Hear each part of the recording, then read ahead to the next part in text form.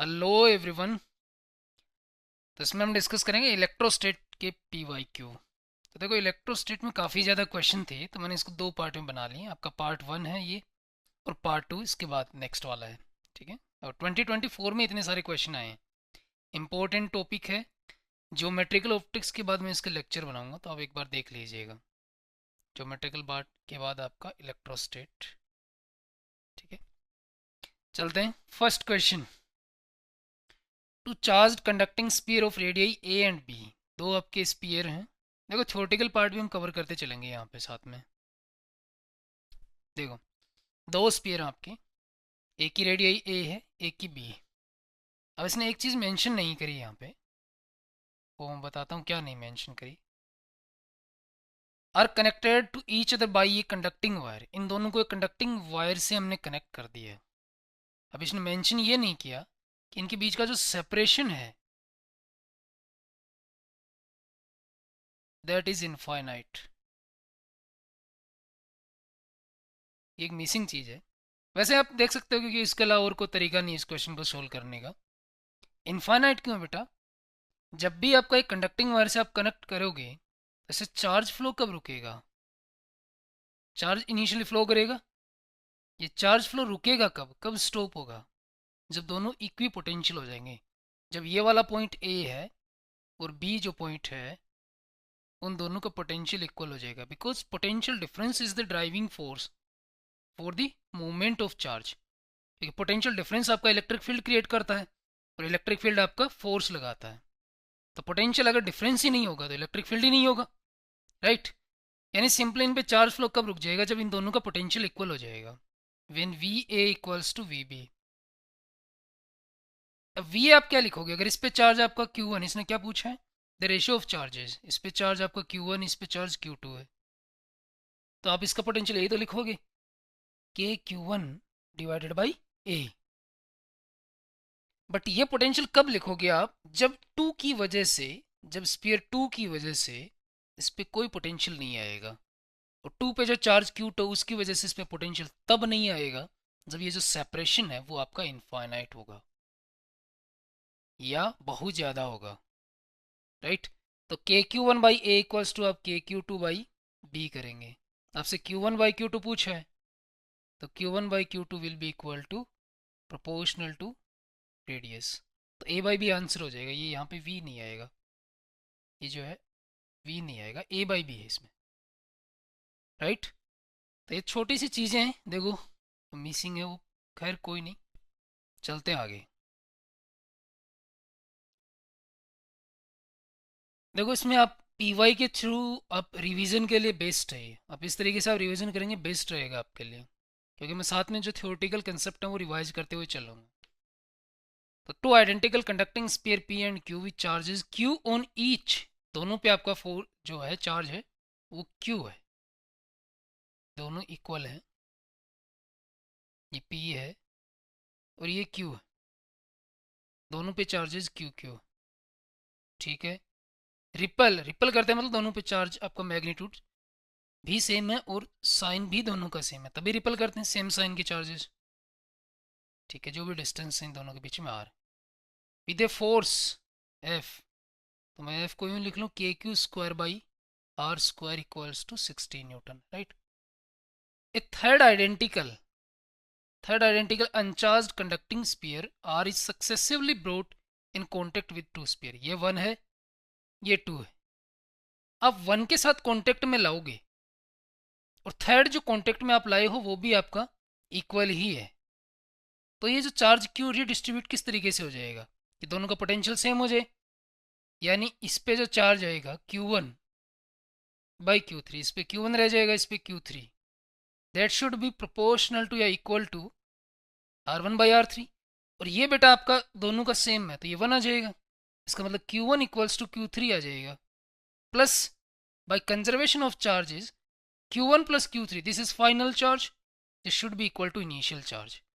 इस रिलेशन से और इससे मैं यूँ बोल सकता हूँ कि Q1 equals to Q3 equals to Q by two हो जाएगा। तो जैसे आप पहली बार कॉन्टेक्ट में लाओगे, आपका चार्ज किस तरीके से डिस्ट्रीब्यूट हो जाएगा? इस पे Q बाई टू, इस पे Q बाई टू। अब आप एक रिजल्ट याद रखिएगा, ये वाला तो आपको ध्यान में रखना ही रखना है कि चार्ज जो है वो रीडिस्ट्रीब्यूट किस तरीके से होता है। एक तो जो चार्ज का डिस्ट्रीब्यूशन है, रेशियो है, that will be equal to, ये दो रिलेशन आप याद रख लीजिएगा, मैं यहाँ पे लिख देता हूँ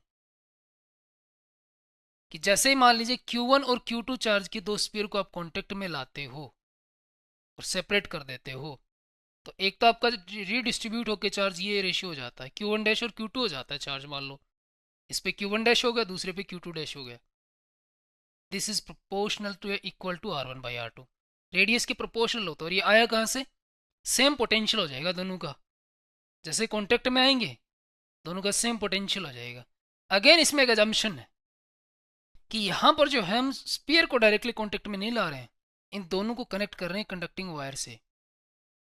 क्योंकि अगर स्पीयर को दोनों को कांटेक्ट में हम ले आए, टच किया, तो जब चार्ज रीडिस्ट्रीब्यूट हो रहा है तब इस Q3 का इन्फ्लुएंस इस Q1 पे भी आएगा, या फिर Q2 का इन्फ्लुएंस Q1 पे भी आएगा, और तब पोटेंशियल हम सिर्फ Q1 की वजह से नहीं लिख सकते। बट ये कैलकुलेशन हम इसी तरीके से करते हैं आपके सिलेबस में, इसी तरीके से। तो कॉन्टैक्ट का मतलब आप यूँ ही समझिएगा कि ये जो वायर से कनेक्ट किए हुए हैं, दूर दूर दूर रखे हुए हैं, राइट। दूसरा रिलेशन आपका यहाँ पे क्या होगा? एक तो इक्वेशन ये बनेगी, दो वेरिएबल हैं Q1 डैश और Q2 डैश की। दूसरी इक्वेशन ये बनेगी conservation of charge, final charge कितना दोनों पे मिला के Q1 dash plus Q2 dash equals to initial total charge. तो टोटल चार्ज कंजर्व होगा यहाँ पे, इंडिविजुअल पे नहीं होगा कंजर्वेशन। एक तो टोटल चार्ज कंजर्वेशन से बनेगा इक्वेशन, और एक कहाँ से बनेगा? इक्वी पोटेंशियल सरफेस बन जाएंगी दोनों। तो ये दो रिलेशन आपके यहाँ से Q1 डैश और Q2 डैश निकाल सकते हो। इन दोनों को हम यूज़ करेंगे यहाँ पे। देखो किस तरीके से, देखो KQ² बाई क्या था? R²। तो यहाँ पर हमारे पास ये आ गया कि पहला टच कराने के बाद, 1 के साथ टच कराने के बाद जो Q1 जो चार्ज हो गया दैट इज Q/2, और Q3 कितना हो गया? Q/2। अब जब हम 1 और 3, देखो 1 और 3 को आपने टच करवा दिया, अब 2 और 3 को टच करवाइए। तो 3 के साथ जब आप 2 को टच करवाएंगे तो क्या होगा? फाइनल चार्ज Q2 पे तो Q2 हो गया, ये Q2 डैश मान लीजिए, और 3 पे Q3 डैश हो गया, राइट। और 1 पे कितना बच गया? इस पे बच गया आपका Q/2, इस पे कितना बच गया? Q/2। अब 2 पे और देख लेते हैं कितना होगा। देखो दोनों अगेन रेडियस सेम है, तो दोनों पर आपका चार्ज का मैग्नीट्यूड सेम होगा। और दूसरा क्या है? Q2 dash plus Q3 dash, it should be equal to initial charge. तो इनिशियल चार्ज Q2 तो था Q, और Q3 कितना आ गया अपने पास? Q/2 यहाँ से, तो ये आ गया 3Q/2। तो यहाँ से आपका Q2 डैश जो आ जाएगा दैट विल बी 3Q/4। दोनों पे हाफ हाफ डिस्ट्रीब्यूट हो गया ये वाला चार्ज, राइट। अब न्यू फोर्स आप क्या लिखेंगे? दोनों के बीच में force F dash equals to K Q1 Q2 dash, दोनों पर final charge divided by R², right. उनकी वैल्यू मैं पुट कर देता हूँ। Q1 आपका कितना हो गया? Q/2। ये कितना हो गया? Q2 3Q/4 divided by R²। कितना आ जाएगा? देखो KQ²/R² को तो आप अलग रख लीजिए, अंदर कितना आ जाएगा? यह आ जाएगा 3/8। इसकी वैल्यू बेटा आपके पास कितनी है? 16 दे रखी है इस वाले की वैल्यू। तो एफ डैश इक्वल्स टू कितना हो गया? 3/8 इंटू 16, यह आ गया आपके पास 6 न्यूटन। तो मैंने ये कंसेप्ट बताने में देखो थोड़ा सा आपका टाइम लग गया, अदरवाइज क्वेश्चन लेंदी नहीं है। अब पहले 1 और 3 को टच करके आपका चार्ज रिडिस्ट्रीब्यूट निकाल लीजिए। 1 एंड 3 के बाद चार्ज हो जाता है आपका Q1 एंड Q3। फिर 2 एंड 3 को आप टच कराएंगे तो Q2 डैश हो जाएगा एंड Q3 डैश हो जाएगा। तो Q3 पर दो बार चार्ज जो है वो चेंज होगा 3 पे, राइट। चलते हैं आगे, नेक्स्ट क्वेश्चन। ये तो देखो रिजल्ट आपको याद रखना है, इससे मैं आपको एक और रिजल्ट कनेक्ट करके बताता हूँ। इस पे इसने दे रखा है कि यूनिफॉर्म सरफेस चार्ज डेंसिटी है जो सिग्मा है, इस पे जो सरफेस चार्ज डेंसिटी है सिग्मा है, राइट। तो टोटल चार्ज कितना आ जाएगा? ये जाएगा 4πr² area into charge density, total area. अब इसने पूछा है कि field at any point on the surface, तो electric field at small r equals to capital R कितना होता है बेटा? ये ये तो k into total Q divided by capital R square. अब पुट कीजिए इसमें, कितना आ जाएगा, के इंटू, वैल्यू पुट कर देते हैं हम इसकी, के की जगह 1/4 pi epsilon naught into Q की जगह 4 pi R square sigma divided by R square आपका कट गया, 4 पाई कट गया, क्या गया सिग्मा बाई एप्सिलॉन नॉट। यहाँ इलेक्ट्रिक फील्ड कितना आ गया, सिग्मा बाई एप्सिलॉन नॉट। आपको याद हो तो किसी भी कंडक्टिंग सरफेस के नज़दीक irrespective of its shape, near point पर जो, जैसे मान लीजिए आपकी सीट होती है, जैसे कंडक्टिंग आपकी सीट होती है, इसके नियर बाई इलेक्ट्रिक फील्ड कितना लिखते हैं, अगर इस पर सरफेस चार्ज डेंसिटी सिग्मा है तो लिखते हैं sigma by epsilon naught, right. ये भी मैं डिटेल में डिस्कस करूंगा, ये आपका जो लेक्चर है उसमें, ये कंडक्टिंग में किस तरीके से निकालते हैं, नॉन कंडक्टिंग में किस तरीके से निकालते हैं, फिर कैपेसिटर में ये कैसे काम करता है। इसमें क्या टाइम लगता है, चीज़ों को बेसिक बेसिक चीज़ें बतानी पड़ती हैं पूरी पिक्चर बनाने के लिए, तो टाइम लगता है, राइट। तो इसके नज़दीक भी आपका सिग्मा बाई एप्सिलॉन नॉट ही होगा, और आपकी सीट होती तो उसके नज़दीक भी यही होता। तो कंडक्टिंग स्फीयर आपका जिसके नज़दीक इलेक्ट्रिक फील्ड आपका सिग्मा बाई एप्सिलॉन नॉट होगा। और कंडक्टिंग का यहाँ से पता चल जाता है कि sigma is the uniform surface charge density, यानी एक ही सरफेस की बात की, दूसरे की बात ही नहीं की, यहाँ कोई चार्ज नहीं है, राइट। और होता तो भी कोई फर्क नहीं पड़ता, आपका आंसर सेम ही आता। चलते हैं आगे, next question. The vehicles carrying inflammable fluids usually have metallic chains touching the ground. पीछे लटकता रहता है, आप देखिएगा, जैसे जो ऑयल टैंकर होता है, ऑयल टैंकर में भी आपका जो पेट्रोल कैरी करता है, जो पेट्रोल कैरी करता है ना उसके, अच्छा डीजल वाले की इतना जल्दी नहीं होता, डीजल जो है उसके नहीं लगा होता, उसके ना भी लगा हो तो भी चलेगा। ऐसा भी हो सकता है कि एक ही टैंकर में 2 कंपार्टमेंट हो, पर डीजल वाले में नहीं होता। ऐसा क्यों नहीं होता बताइए। देखो जो पेट्रोल है वो डायरेक्टली फ्लेमेबल होता है, मतलब नॉर्मल टेम्परेचर पे आप अगर पेट्रोल को फायर के कांटेक्ट में लाओगे तो it will catches the fire, और यही रीज़न है, बहुत इजीली एक फायर कैच कर लेता है। इसीलिए जो पेट्रोल इंजन होता है वो बहुत सिंपल होता है, और सिंपल होता है इसलिए पेट्रोल गाड़ी सस्ती भी आती है, राइट। दूसरा, आपका डीजल की मैं बात करूं, डीजल को आप डायरेक्टली आग में रखोगे नहीं पकड़ेगा, फायर नहीं, it will not catch the fire. तो डीजल इंजन कैसे काम करता है, डीजल जो है उसको कंप्रेस किया जाता है। डीजल की जैसे मान लीजिए एक बूंद डाल ली, इसको बाकी को एयर से फिल कर लिया, अब ऊपर से इसको कंप्रेस किया जाएगा, कंप्रेस किया जाएगा तो ये गैस में कन्वर्ट हो जाता है, जो डीजल था वो आपका, और गैस में कन्वर्ट होके बाद उसके बाद ये इनफ्लेमेबल होता है, इसका वॉल्यूम कम करके टेम्परेचर जो है वो पहुंच जाता है आपका अराउंड एंड अराउंड 2000 से 2500 डिग्री सेल्सियस, जबकि पेट्रोल इंजन में मुश्किल से 100 डिग्री सेल्सियस जाता है। तो पेट्रोल इंजन में कूलेंट की भी ज़्यादा समस्या नहीं होती। यहाँ पे देखो कंप्रेशर आपको लगाना पड़ेगा, कंप्रेस करना पड़ेगा, बट ये मोर पावरफुल होता है, ठीक है। डीजल इंजन में एक आपका पिस्टन खाली जाता है, दूसरे में आपकी आग लगती है। पेट्रोल और सिंपल होता है, इसमें क्या हर में ही आग लगती है, इसलिए यहाँ से पिकअप जल्दी आता है क्योंकि जल्दी बर्न हो जाता है ये, और ये लेट बर्न आता है तो इसका पिकअप कम आता है, बट पावर ज़्यादा डिलीवर करता है ये। 1 litre of diesel delivers more power compare to 1 litre of petrol. तो जो हैवी ड्यूटी व्हीकल है उसमें आपको डीजल इंजन चाहिए होता है, क्योंकि वहाँ पावर चाहिए होता है, पिकअप नहीं। रेसिंग कार जो है, बाइक जो है, उसमें पेट्रोल इंजन यूज होता है। एनीवे वापस अपने पॉइंट पे आते हैं। जैसे क्वेश्चन में दिया है कि ये चेन लगी रहती है, क्यों। सिंपल सी बात है, देखो, to protect tyres from catching dirt from the ground, इसका तो कोई मतलब ही नहीं होता, right. To alert other vehicle, इसका भी कोई मतलब नहीं है भाई, उसके पास लाइटें लगी हैं, हेजार्ड लाइट भी लगी हुई है। इट इज़ कस्टम, कस्टम तो चप्पल लटकाने का, नींबू मिर्ची लटकाने का है, right. To conduct excess charge due to air friction to ground and prevent sparking, अगर आपने एक बार थोड़ा सा पढ़ा हुआ भी इलेक्ट्रोस्टेट तो आप इसको कर देंगे। दो रीजन की वजह से होता है, फ्रिक्शन की वजह से आपका जो चार्ज हो जाती है आउटर जो मेटेलिक सरफेस है वो, और दूसरा क्या होता है, कंडक्शन होता है यहाँ पे मैग्नेटिक फील्ड की वजह से, मूविंग चार्ज का कंडक्शन होता है। जैसे अब एरोप्लेन के अराउंड भी आपका अच्छा खासा पोटेंशियल डिफरेंस क्रिएट हो जाता है, ये हम बताएंगे ईएमआई में। तो आंसर यहाँ पे हो जाएगा आपका डी। नेक्स्ट ये देखिए, ये आप याद रखिएगा, मैं आपको इसमें बताता हूँ डिटेल से। ए charge Q is placed at the centre of A one of this surface of a cube. एक क्यूब है, आपका एक क्यूब है, बना लेते हैं हम इसको।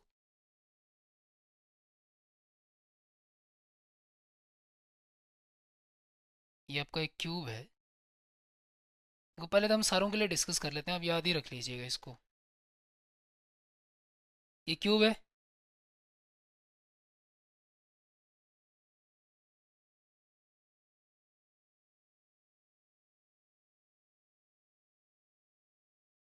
ठीक है।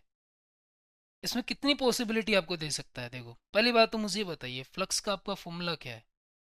फ्लक्स एसोसिएटेड इक्वल्स टू, एक minute, flux associated equals to Q enclosed by epsilon naught, right? तो आपको क्यू इनक्लोज निकालना, कितना चार्ज इनक्लोज्ड है। अगर मैं इसके सेंटर पे रख दूं चार्ज को,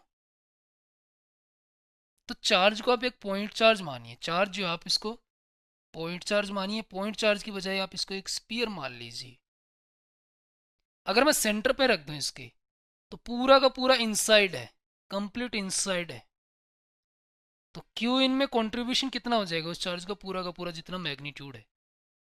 अगर मैं फेस पे रख दूं, centre of A face, face का मतलब हो गया सरफेस, 6 सरफेस है, यहां पे रख दूं, यहां पे रख दूं, तो देखो जैसे ही आप इसको देखोगे तो आधा चार्ज जो है इस स्पीयर का, आधा पार्ट जो है वो बाहर है, आधा ही अंदर है।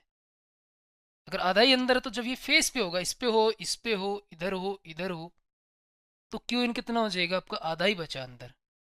अब मैं क्या करता हूँ, ये जो आधा पार्ट अंदर बचा था, ये जो सरफेस था, सरफेस से इसको मूव कराता हूँ, इसको सरफेस से यहाँ पर था, मूव करा के एक एज पे ले जाता हूँ, ये एज हो गया, एक साइड हो गई इस पे। तो अगर मैं एज के सेंटर पे ले जाऊँ, देखो अंदर हो तो क्यू इनक्लोज्ड इज क्यू, किसी फेस पे हो तो Q enclosed is Q by to, किसी एज पे हो या एज के सेंटर पे हो, तो देखो जो आधा था, इसको ये सोचो कि भाई जो आधा बाहर था उसको तो हमने फेंक दिया, आधा बाहर था उसको फेंक दिया, जो आधा अंदर था उसको तो आप लेके जाओगे ना, जो आधा अंदर था उसको भी तो इधर लेके जाओगे।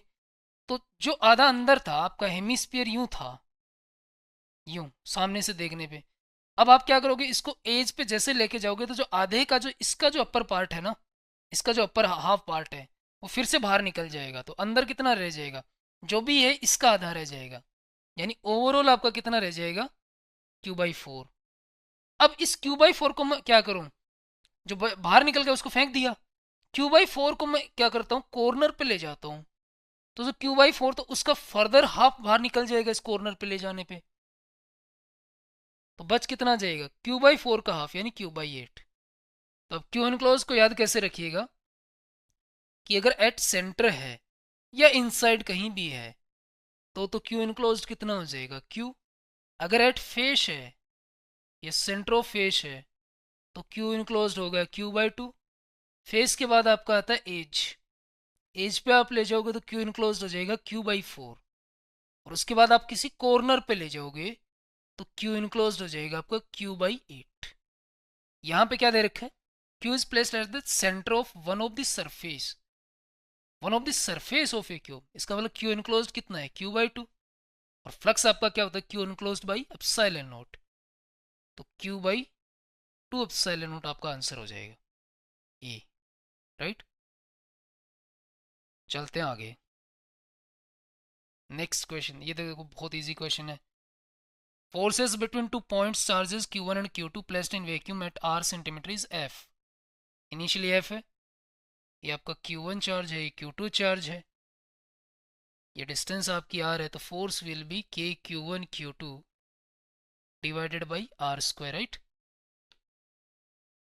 When placed in a medium having dielectric K equals to 5 at this distance, तो न्यू फोर्स क्या हो जाएगा? F dash equals to dielectric से मल्टीप्लाई हो जाता है, कैपिटल K Q1 Q2, और ये डिस्टेंस भी चेंज हो जाएगी तो r डैश का स्क्वायर। तो K की वैल्यू आप 5 रखिए, 5 इंटू सॉरी के को मैंने ऊपर लिख दिया कि सॉरी यहाँ पे एप्सिलॉन रिलेटिव है ये। एफ डैश को आप क्या लिखते हो, 1/4 पाई एप्सिलॉन नोट। ये एप्सिलॉन जो रिलेटिव परमिटिविटी है वही आपका के होता है, into Q1 Q2 divided by R square, या फिर आप इसको यूँ लिख सकते हो के Q1 Q2 divided by capital K into R square, right. Extra जो 1/एप्सिलॉन हो रहा है यही आपका के है, कितना ही 5। अच्छा मुझे ये बताइए, एक क्वेश्चन मैं आपसे यहाँ से पूछ लेता हूँ, एप्सिलॉन नोट क्या होता है, परमिटिविटी ऑफ फ्री स्पेस, इसका फिजिकल सिग्निफिकेंस क्या होता है, और आप कहीं से भी पता करके बता दीजिएगा, ठीक है, कहीं से भी पता करके बता दीजिएगा किसी भी टीचर से। इसमें वैल्यू पुट करते हैं, तो एफ डैश क्या हो गया, ये देखो ये वैल्यू तो है ही आपकी, एक्स्ट्रा क्या आ गया यहाँ पर, एक तो आर डैश का स्क्वायर आ जाएगा नीचे, Q1 Q2 तो वैसा का वैसा और के वैसा का वैसा है, तो के Q1 Q2 डिवाइडेड बाई, एक तो कैपिटल के आ गया, capital K is 5 into R dash का square, R dash is R/5, R/5 का स्क्वायर कितना हो गया ये, के Q1 Q2 डिवाइडेड बाई 5, और इसका स्क्वायर करोगे तो आर स्क्वायर, नीचे 25, 25 ऊपर चला गया, 5 से कट गया, तो ये आ गया आपका 5 के Q1 Q2 divided by R square, ये हो गया। तो 5 टाइम्स हो गया, ये वाला तो आपका ओरिजिनल एफ था ही, ठीक है।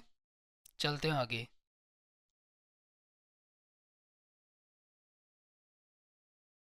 अगला question, A particle of charge -q and mass m moves in a circle of radius small r around an infinitely long line charge। तो देखो ये आपकी इनफाइनाइट लेंथ की लाइन चार्ज, ठीक है, इसको हम थोड़ा स्ट्रेट बना लेते हैं, राइट। इससे r डिस्टेंस पे एक चार्ज है आपका -q और मास है m। अच्छा मुझे यहाँ पे आप इलेक्ट्रिक फील्ड बता सकते हैं इस पॉइंट पे, electric field will be along this R vector, अगर ये दोनों इनफाइनाइट है तो इसको हम EX भी बोलते हैं। तो EX का फॉर्मूला क्या होता है, k lambda by R sine θ1 plus sine θ2, और θ1 और θ2 आपके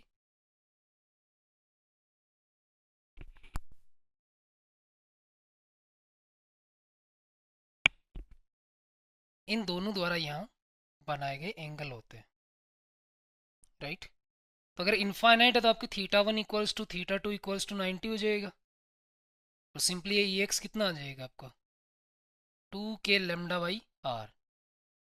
अब देखो ये इलेक्ट्रिक फील्ड आपका रेडियली आउटवर्ड डायरेक्शन में, और चार्ज आपका नेगेटिव है, इलेक्ट्रिक फील्ड इधर है, चार्ज नेगेटिव है, तो फोर्स किधर लगेगा, इलेक्ट्रिक फील्ड के ऑपोजिट, और ये फोर्स है वो इस सेंटर O की तरफ लग रहा है, यानी ये सेंट्रिपिटल का काम करेगा,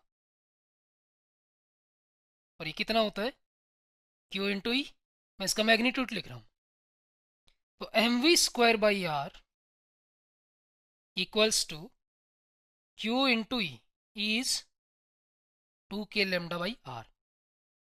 अच्छा टाइम पीरियड का फॉर्मूला क्या होता है, T equals to 2 πr divided by v, circular motion में, तो यहाँ से v निकालिए आप, r से r कट गया, v equals to √2k lambda q divided by m।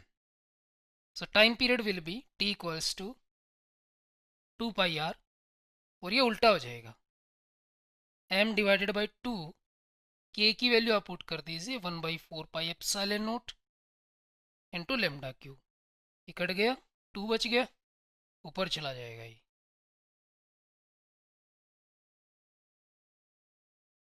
m इंटू 2m इंटू pi epsilon naught divided by lambda Q.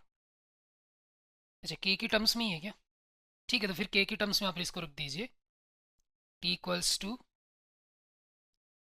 2 πr 2k lambda Q, this is your time period, right, ये आ गया आपका। Next question, two charges q and 3q are separated by a distance r in air at a distance x from the small q, the resultant electric field is zero। पहली बात तो देखो resultant electric field आपका कहाँ zero होता है, दो point charges के केस में अगर दोनों सेम साइन के हैं, आपके दोनों सेम साइन के हैं, तो जो इलेक्ट्रिक फील्ड जीरो होगा वो इन दोनों के बीच में कहीं पर पॉइंट पे होगा, राइट। और बीच में भी कहाँ पर होगा, जो छोटा वाला चार्ज है उसके नज़दीक में होगा वो पॉइंट, ये वाला पॉइंट पी है, यहाँ इलेक्ट्रिक फील्ड जीरो होगा। अगर अपोजिट साइन के होते तो क्या होता, जैसे अपोजिट साइन के होते, मैं एक एग्जांपल लेके बता रहा हूँ, ये Q है, ये -3Q, अपोजिट साइन के, तो या तो आपका Q के लेफ्ट में होगा या 3Q के राइट में होगा, बीच में नहीं होगा। अब इसके लेफ्ट में यानी रीजन 1 में होगा या 3 में होगा, देखो जो छोटा चार्ज है उसके नज़दीक होता है। अगर आप रीजन 3 में ले लोगे तो ये छोटे वाले चार्ज के नज़दीक नहीं रहेगा, दूर हो जाएगा, ये बड़े वाले चार्ज के नज़दीक हो जाएगा। तो आपको कौन सा रीजन लेना पड़ेगा, रीजन 1। तो रीजन 1 में ऐसा पॉइंट होगा जहाँ पर आपका इलेक्ट्रिक फील्ड कितना होगा, ज़ीरो। एनीवे इस वाले क्वेश्चन के लिए हम करते हैं, आपका पॉइंट P ऐसा जहाँ पर इलेक्ट्रिक फील्ड कितना है, ज़ीरो है। तो पॉइंट P पर आप इलेक्ट्रिक फील्ड देखो, इस वाले चार्ज को हम 1 बोल देते हैं, इस चार्ज को 2। तो चार्ज 1 की वजह से रेडियली आउटवर्ड डायरेक्शन में E1 और 2 की वजह से इधर E2। चार्ज 1 की से जो डिस्टेंस है वो x है, तो 3Q से कितनी बच जाएगी, R माइनस एक्स। अब यहाँ पर नेट इलेक्ट्रिक फील्ड आपका जीरो है, तो E1 का जो मैग्नीट्यूड है that should be equal to E2। E1 का मैग्नीट्यूड आप कितना लिखेंगे, E1 equals to Q charge की वजह से divided by X square equals to E2। E2 का मैग्नीट्यूड आप कितना लिखेंगे, K into 3Q divided by R minus X का होल स्क्वायर। K कट गया बेटा, Q कट गया, अब क्रॉस मल्टीप्लाई कर दीजिए, तो R माइनस एक्स का whole square equals to 3x square. आपको x चाहिए, इस इक्वेशन को आप खोल लीजिए, R square plus X square minus 2RX equals to 3x square, उधर ले जाइए, तो इक्वेशन क्या बन गई, 2x square plus 2RX minus R square equals to 0। X आपका वेरिएबल है, तो इसका सोल्यूशन क्या होता है, x equals to minus B plus minus root B square minus 4AC divided by 2a। तो वैल्यू पुट कीजिए इसकी, x equals to minus B, that is minus का 2r, ये रहा आपका minus 2r plus minus root B square root 4r square minus 4AC, 4 into a is 2 into c is minus r square divided by 2 into a, right. कितना आ गया ये, minus 2r plus minus कितना हो गया ये, 4r स्क्वायर ये है, ये माइनस माइनस आपका प्लस हो गया, 8r स्क्वायर ये हो गया, तो 12r स्क्वायर डिवाइडेड बाई 4। तो कितना आ जाएगा, r आपको ऊपर कॉमन आ जाएगा, और कितना बच गया, देखो नेगेटिव तो आपका x हो नहीं सकता, तो यहाँ पर आपको प्लस लेना पड़ेगा। इस 12 को आप क्या लिख सकते हो, 2√3, तो r into 2√3 minus 2 divided by 4, यहाँ लिख देता हूँ मैं, तो r इंटू 2 आपका बाहर आ जाएगा, अंदर बच जाएगा आपका √3 माइनस 1 और डिवाइडेड बाई 2, क्योंकि 2 बाहर आएगा तो एक 4 से कट जाएगा और नीचे आपका 2 ही बचेगा। इसको आप क्या लिख सकते हो, ऊपर नीचे आप √3 प्लस 1 से मल्टीप्लाई कर दीजिए, तो आपका ये ऊपर वाला तो आपका कट जाएगा इस 2 से, कितना जाएगा, r divided by √3 plus 1, right. C answer हो जाएगा इसमें। चलते हैं आगे, ये भी देखो सिंपल ही क्वेश्चन आपका, कैसे, an electric field is given by this, vector form में दे रखा है, the flux through a surface, area इतना है, lying in YZ plane, area vector अगर वाइजेड प्लेन में तो आपका डायरेक्शन किधर होगी इसकी, तो प्लस एक्स में नेगेटिव एक्स में, लेकिन आपको दे रखा है 30 आई कैप यानी प्लस आई कैप। तो फाई इक्वल्स टू आपका सिंपल, अगर इलेक्ट्रिक फील्ड कांस्टेंट हो तो आप ई डॉट ए लिख देते हैं, और अगर इलेक्ट्रिक फील्ड आपका वेरिएबल हो तो आप क्या लिखते हैं, E vector dot D A vector. Variable कहाँ पे, जो एरिया आप ले रहे हैं उस एरिया पे अगर वेरिएबल हो, ये तो यहाँ पर ऑलरेडी आपका कांस्टेंट है, कहीं भी वेरी नहीं कर रहा है, तो आप डायरेक्टली इसको यूँ लिख सकते हैं। इसका डॉट प्रोडक्ट कीजिए, आपका कितना आ जाएगा, 6 के साथ आ जाएगा, 6 into 30 180, right.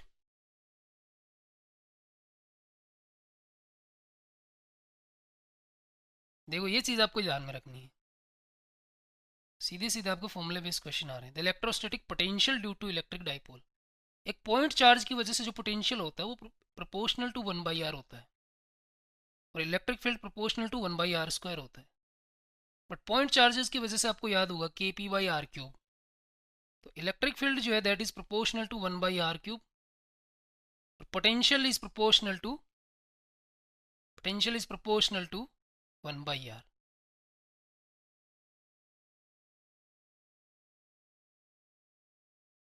Right, 1/r², right. तो ये आप याद रखिएगा डाइपोल के लिए। और इसको कैसे याद रखेंगे, देखो नीचे तो आपका r² ही आना चाहिए इलेक्ट्रिक फील्ड के केस में, पर डाइपोल में आप याद कीजिए के P vector divided by r³ क्यों आता है, क्योंकि इस पी वेक्टर में भी तो एक r है। पी वेक्टर को आप क्या लिखते हो, D vector into charge Q, D vector is distance between plus Q and minus Q. तो एक आर को कैंसिल भी तो करना डायमेंशन से, तो नीचे एक एक्स्ट्रा आर आता है इसमें दोनों में। चलते हैं आगे। तो charges of 5q and -2q are situated at the point 3a, 0 and this. The electric flux through a sphere of radius 4a. Center at origin, ये आपके कोऑर्डिनेट सिस्टम है। अगर आप एक स्पीयर लोगे, इसका सेंटर आपका, सेंटर जो है वो ओरिजिन पे है इसका। तो ये दोनों जो चार्ज है, पहला कौन सा आपका 5q, 5q का 3a, 0। अच्छा, इसकी रेडियस आपकी 4a, तो ये पॉइंट कितना हो गया 4a, 0, 0। और ये चार्ज आपका क्या 3a पे, यानी चार्ज अंदर है कितना 5q। लेकिन जो -2q है वो -5a पे, यानी ये यहाँ पे, यहाँ कितना -4 है, और ये चार्ज आपका -5a पे, तो ये क्यू इनक्लोज्ड में नहीं आएगा। अब अगर मैं फ्लक्स की बात करूँ फाई, तो वो होता है Q enclosed by epsilon naught, तो ये आपका नहीं है, क्यू इनक्लोज में सिर्फ 5q है, तो ये जाएगा 5q divided by epsilon naught, right. Next question, अगला क्वेश्चन है, एक आपका पॉइंट चार्ज है दिस। अच्छा, इसको या तो ये देखो यूँ होना चाहिए 10⁻⁻6 कूलम होना चाहिए, या फिर 1 म्यू कूलम होना चाहिए। एनीवे टाइपिंग मिस्टेक है, ignore it. Is placed at origin, और दो पॉइंट आपके, ये वाला पॉइंट आपका P है, ये पॉइंट आपका Q है। इन दोनों का पोटेंशियल डिफरेंस पूछा आपसे, Vp माइनस VQ का मोड, या VQ माइनस VP कर लीजिए। तो देखो किसी भी पॉइंट चार्ज की वजह से, ये आपका पॉइंट चार्ज है, जैसे ये पॉइंट P आपका, ये डिस्टेंस R है, तो यहाँ पर पोटेंशियल कितना लिखते हैं हम, KQ divided by R, point charge की वजह से। और ये R क्या है, इस पॉइंट की डिस्टेंस है इस पॉइंट चार्ज से, जहाँ पर आपको पोटेंशियल निकालना है। तो Vp तो आप क्या लिखेंगे, KQ डिवाइडेड बाई R। देखो चार्ज, जो पॉइंट चार्ज है वो आपका ओरिजिन पे रखा हुआ है, और पॉइंट P के कोऑर्डिनेट ही है, तो R का वैल्यू क्या हो जाएगा, √3 का स्क्वायर प्लस √3 का स्क्वायर, x कोऑर्डिनेट का स्क्वायर प्लस y कोऑर्डिनेट का स्क्वायर, ये कितना आ जाएगा आपका √6। तो ये पोटेंशियल हो गया आपका डिवाइडेड बाई √6। ऐसे अगर VQ निकालें तो KQ divided by position of point Q, position of point Q क्या हो जाएगा, देखो सिर्फ x कोऑर्डिनेट है, तो यही वैल्यू हो जाएगी √6। ऊपर के क्यू है दोनों में, नीचे √6 है, तो आपका पोटेंशियल दोनों का सेम हो गया, तो V P minus we Q कितना आ जाएगा, this will be 0, right. Next question. देखो इस टाइप के क्वेश्चन जो है, एसरेशन और रीजन की जो क्वेश्चन है, इसमें आपको एक गलती होने की चांसेस रहते हैं कि इसका करेक्ट एक्सप्लेनेशन है या नहीं है। तो देखो अगर मान लीजिए आपकी ये दोनों स्टेटमेंट रिलेटेड हैं, पहले तो आप चेक कीजिए कि दोनों स्टेटमेंट करेक्ट हैं कि नहीं। अगर दोनों करेक्ट हैं और दोनों सेम ही कंसेप्ट की बात कर रहे हैं, रिलेटेड है अगर, तो वो करेक्ट एक्सप्लेनेशन है। If related then correct explanation है। अब एक बात करें इलेक्ट्रिक फील्ड की, दूसरा बात करें पोटेंशियल की, राइट। बट सेम स्ट्रक्चर की वजह से, सेम चार्ज डिस्ट्रीब्यूशन की वजह से, तो आपके वो करेक्ट एक्सप्लेनेशन हो जाएगा। जैसे मान लीजिए ये वाला क्वेश्चन देखिए, work done by electric field on a moving positive charge on an equipotential surface is always 0। अगर इक्विपोटेंशियल सरफेस पे आपका चार्ज मूव करेगा, जैसे इक्विपोटेंशियल सरफेस है, इस पे चार्ज मूव करेगा, तो चेंज इन पोटेंशियल एनर्जी कितना हो जाएगा, Q delta we 0। Potential energy में अगर चेंज 0 हुआ, इसका मतलब वर्क डन भी कितना है, 0। और दूसरा रीजन, किसी भी इक्विपोटेंशियल सरफेस के इलेक्ट्रिक फील्ड परपेंडिकुलर होता है, तो आप चार्ज को मूव कराओगे तो जो फोर्स है, फोर्स इधर लगेगा या तो बाहर की तरफ या अंदर की तरफ, पर जो डिस्प्लेसमेंट है वो परपेंडिकुलर आएगा इसके। तो स्मॉल डिस्प्लेसमेंट में आपका वर्क डन कितना हो जाएगा, 0। तो बड़े डिस्प्लेसमेंट में भी वर्क डन कितना आ जाएगा आपका, 0, राइट। तो ये स्टेटमेंट आपका करेक्ट है। Second, electric lines of forces are always perpendicular to equipotential surface, बिल्कुल सही बात है, इसकी परपेंडिकुलर होंगी। अब देखो दोनों बात रिलेटेड है ना आपकी, कि वर्क डन 0 आपका, इलेक्ट्रिक फील्ड परपेंडिकुलर है इसलिए वर्क डन 0 है, क्योंकि फोर्स परपेंडिकुलर लगेगा। तो ये करेक्ट एक्सप्लेनेशन है। अब ऐसे देखा जाए तो एग्जैक्टली तो करेक्ट एक्सप्लेनेशन नहीं है, क्योंकि भाई इस बात को थोड़ी ना बता रहा है, इस बात को नहीं एक्सप्लेन कर रहा, बट इन दोनों को रिलेट कर रहा है। ये चीज़ दोनों ए और आर दोनों रिलेटेड हैं, जब भी रिलेटेड हो आप उसको करेक्ट एक्सप्लेनेशन मान के चलेंगे, राइट। तो ये थोड़ा सा ध्यान रखिएगा। चलते हैं आगे। Next question, two charges this and this are placed at point.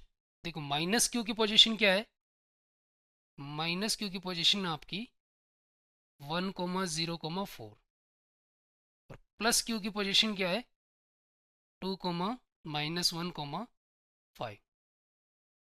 ये बेटा माइनस क्यू है, ये प्लस क्यू है। डाइपोल मोमेंट आप क्या लिखते हो, P vector, P vector equals to Q into D vector.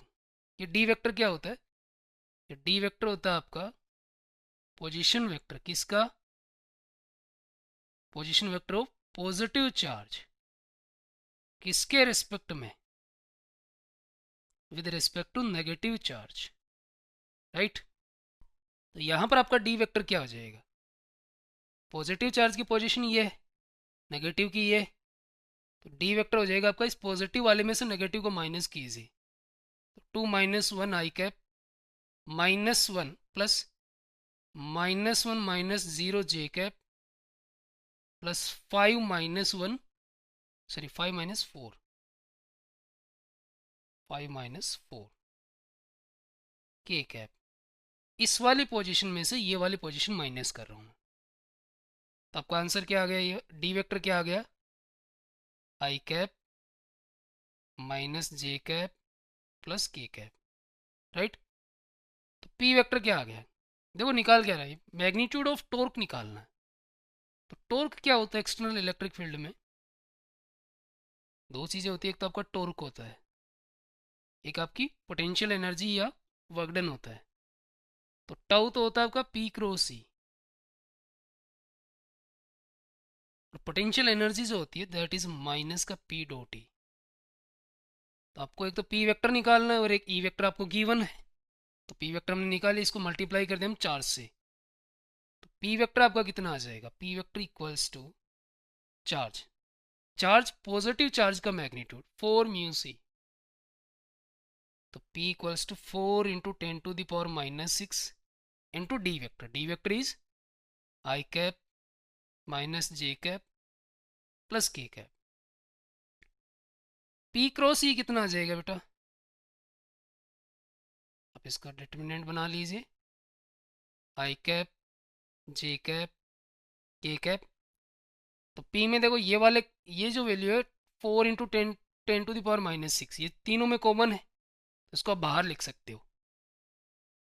और आई जे के कंपोनेंट क्या हो जाएंगे? 1 -1 एंड +1. और इलेक्ट्रिक फील्ड आपको कितना दे रखा है? 0.2 आई कैप. ये 0 0, तो कितना हो जाएगा? 4 इंटू 10⁻⁻6, ये तो बाहर रहेगा.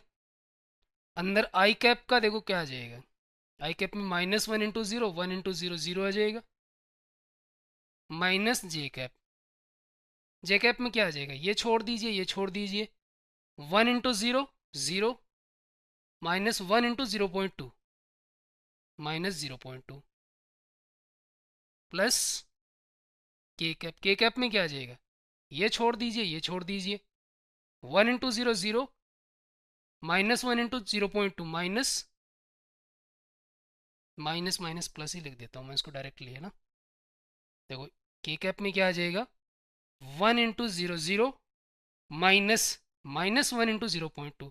तो एक तो माइनस वो वाला और एक माइनस का 0.2, यानी प्लस का 0.2.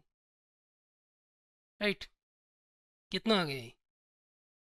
4 इंटू 10⁻⁻6, ये आ गया आपका 0.2 जे कैप और प्लस 0.2 के कैप. इसका मैग्नीट्यूड कितना हो जाएगा बेटा? 4 इंटू 10⁻⁻6, इसका मैग्नीट्यूड हो जाएगा 0.2 इंटू √2. राइट. रूट 0.2 का स्क्वायर प्लस रूट 0.2 का स्क्वायर. कितना आ गया ये? 0.8 इंटू 10⁻, यहाँ लिख लेते हैं 0.8 √2 इंटू 10⁻⁻6, या फिर 8 √2 10⁻⁻7. अब वो आंसर क्या दे रखा आपका? अच्छा ओके ओके, इलेक्ट्रिक फील्ड पर सेंटीमीटर में, वोल्ट पर सेंटीमीटर में. तो इलेक्ट्रिक फील्ड आपको 0.2 की बजाय 100 से और मल्टीप्लाई कीजिए इसको यहाँ पे, तो 10⁻⁻4, यहाँ आप 10⁻2 से और कीजिए, तो ये आंसर हो जाएगा आपका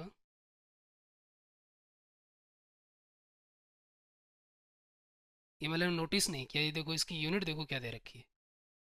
ये आपका यूँ दे रखा है ना, 0.2 आई कैप वोल्ट पर मीटर सेंटीमीटर. तो इस सेंटीमीटर को आप क्या लिखोगे? इसको आप यूँ लिख लीजिए 1 सेंटीमीटर. और 1 सेंटीमीटर को आप क्या लिख सकते हैं? 1 सेंटीमीटर को आप लिख सकते हैं 1 मीटर बाई 100. तो ये 100 ऊपर चला जाएगा, तो 0.2 इंटू 100 वोल्ट पर मीटर हो जाएगा. अगला क्वेश्चन है, एन इलेक्ट्रॉन. इलेक्ट्रॉन का मतलब क्या होगा? आपका negative charge, right. is moving under the influence of an electric field of a uniformly charged infinite plane sheet. इसमें बेटा दो आपकी पॉसिबिलिटी हो सकती है. वो प्लेट जो है वो कंडक्टिंग हो सकती है, नॉन कंडक्टिंग हो सकती है. क्वेश्चन में गिवन नहीं है तो हमें ऐसा लगता है कि क्वेश्चन शायद आधा अधूरा है, बट ऐसा नहीं है. आगे क्या दे रखा है? Surface charge density plus sigma है. ठीक है, इसको आप बना लीजिए.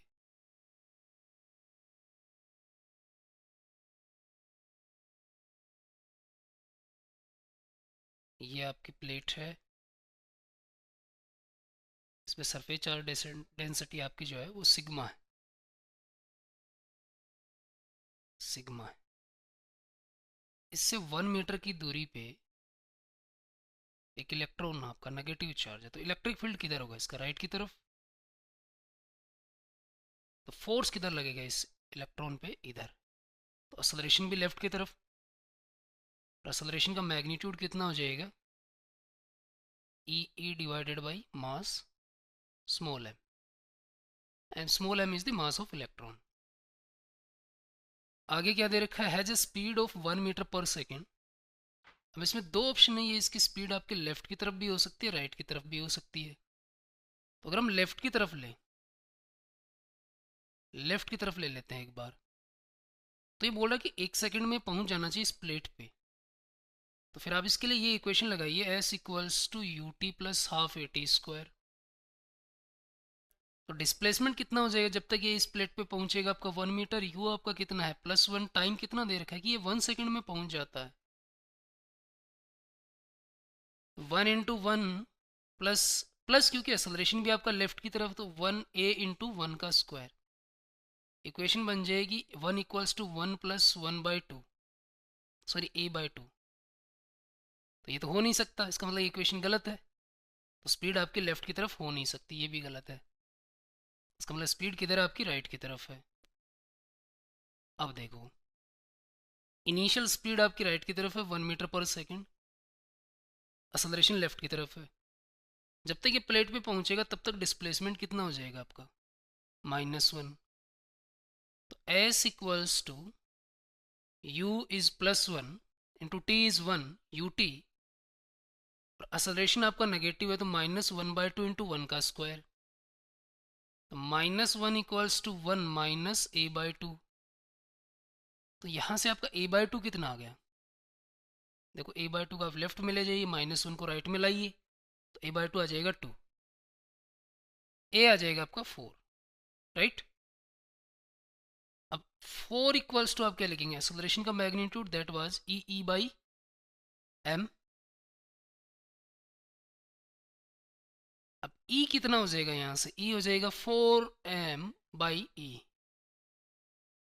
अब दो ऑप्शन आपके पास, इक्वल्स टू आपके पास क्या आ गया, 4m डिवाइडेड बाई e।